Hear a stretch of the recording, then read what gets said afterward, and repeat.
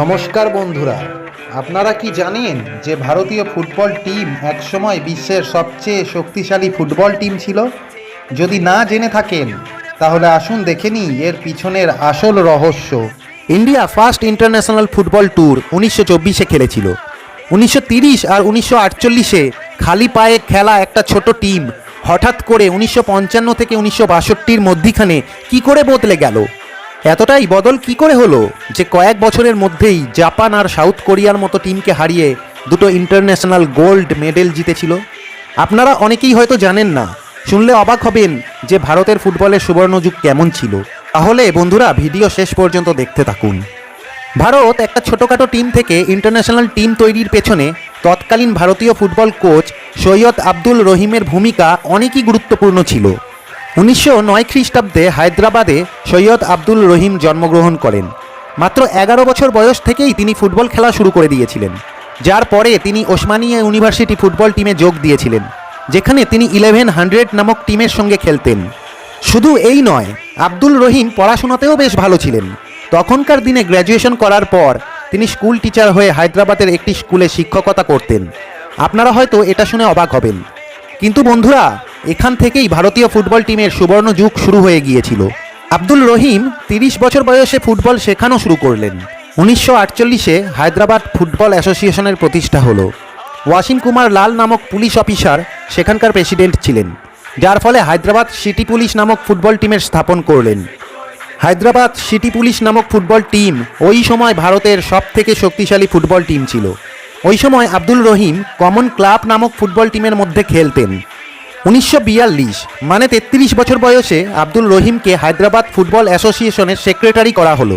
কিছুদিনের মধ্যে আব্দুল নোটিশ করলেন যে সেই সময় বেশিরভাগ ভারতীয় ফুটবলাররা ইংরেজদের অনুকরণে ফুটবল খেলত। 1943-এ আব্দুল রহিম হায়দ্রাবাদ সিটি পুলিশের ফুটবল টিমের কোচ হবার পরে টিমকে নতুন করে খেলা শেখালেন।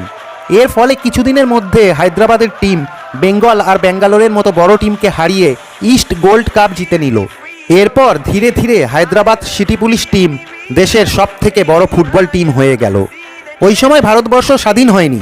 ভারতবর্ষ 1947 সালে স্বাধীন হয়েছিল, কিন্তু হায়দ্রাবাদ ওখানকার নিজামের দ্বারা 1948 সালে স্বাধীন হয়েছিল। 1947 থেকে 1948-এর মধ্যে রহিম একজন সফল কোচ হয়েছিলেন, যার ফলে 1950-এ রহিমকে ইন্ডিয়ান ন্যাশনাল ফুটবল টিমের কোচ করা হয়েছিল। আর এখান থেকেই শুরু হলো ভারতীয় ফুটবলের সুবর্ণ যুগ। 1951-এ নিউ দিল্লিতে প্রথম এশিয়ান গেমস শুরু হলো, যেখানে জওহরলাল নেহেরুর উপস্থিতিতে ভারতীয় ফুটবল টিম ইরানকে হারিয়ে এশিয়ান গেমসে ফুটবলে গোল্ড মেডেল জিতেছিল। 1952 সালে অলিম্পিক খেলার জন্য ভারতীয় ফুটবল টিম ফিনল্যান্ডে পৌঁছালো, কিন্তু এখানে যুগোস্লাভিয়ার কাছে ভারতীয় ফুটবল টিম হেরে গেল।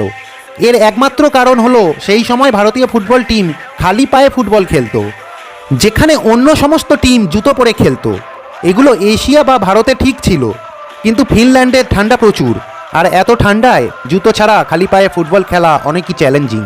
আপনারাও হয়তো ভালোভাবে বুঝতে পারছেন যে কনকনে ঠান্ডায় খালি পায়ে ফুটবল খেলা কতটা কষ্টদায়ক। এরপর ভারতে ফিরে আসার পরে অল ইন্ডিয়া ফুটবল ফেডারেশন সমস্ত ভারতীয় খেলোয়াড়দের জুতো পরে ফুটবল খেলা বাধ্যতামূলক করে দিয়েছিল। 1954-এ আবার ফিলিপিন্সে এশিয়ান গেমস হলো, কিন্তু সেখানেও ভারতীয় ফুটবল দল হেরে ফিরে এসেছিল। তারপর রহিম ভারতীয় ফুটবল টিমকে খেলার জন্য বিশেষ অনুপ্রেরণা দিতে থাকলো। ফলাফল 1956 অলিম্পিক্সে ইন্ডিয়া অস্ট্রেলিয়াকে হারিয়ে এশিয়ার প্রথম টিম হলো যে অলিম্পিক্সে সেমিফাইনাল পৌঁছালো।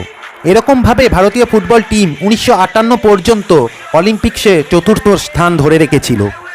আব্দুল রহিম একজন চেন স্মোকার ছিলেন, যার ফলে ধীরে ধীরে তার শরীর অসুস্থ হতে থাকলো। 1962-তে এশিয়ান গেমস ইন্দোনেশিয়ার জাকার্তা শহরে আয়োজিত হয়েছিল, কিন্তু কিছু রাজনৈতিক কারণের জন্য ইন্দোনেশিয়ার সরকার ইসরায়েল ও তাইওয়ানের টিমকে ইন্দোনেশিয়ায় আসার ভিসা দেয়নি, যার ফলে ওই দুটো টিম এশিয়ান গেমস খেলতে পারেনি।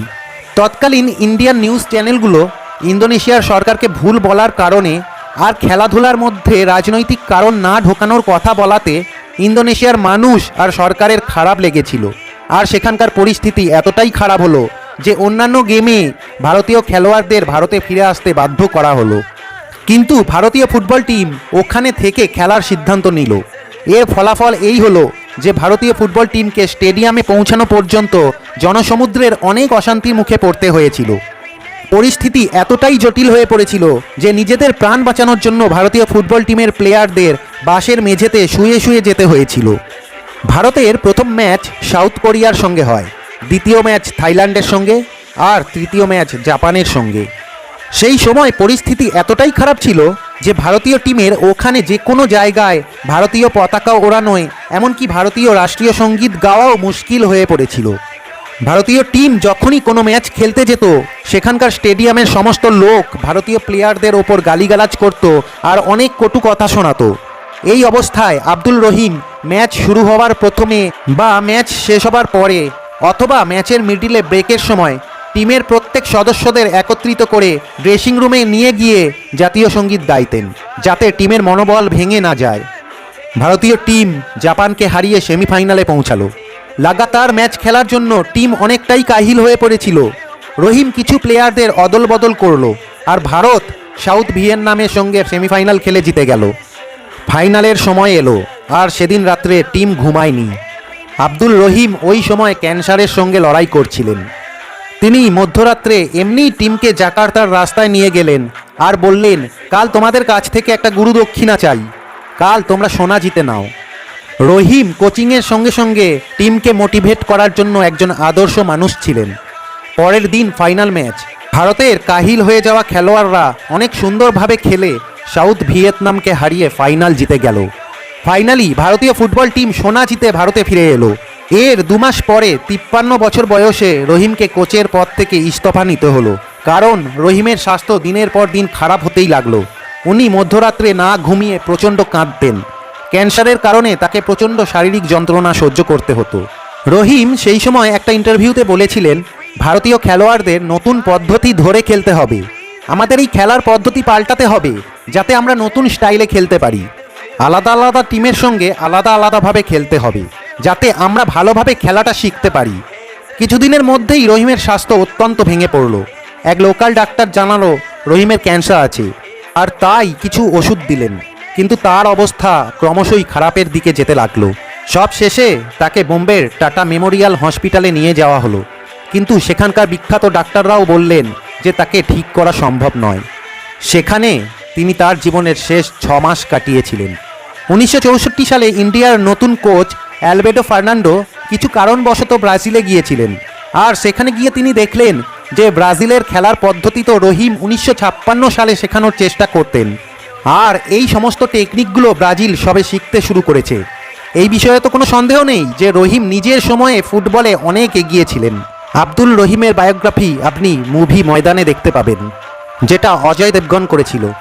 ওই সময়ে আব্দুল রহিম আর ভারতীয় ফুটবল টিম সম্পর্কে আপনার কি মতামত সেটা কমেন্ট বক্সে লিখে জানাতে তুমি ভুলবেন না কিন্তু। জয় হিন্দ, জয় ভারত।